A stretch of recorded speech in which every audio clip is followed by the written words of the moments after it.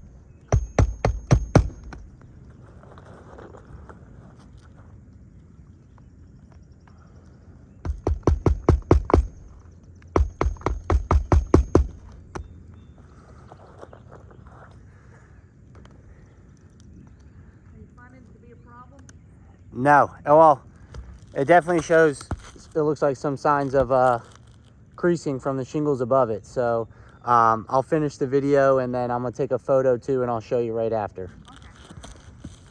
So you're saying yes, right? I think so, yes. It needs to be replaced in my opinion, yes.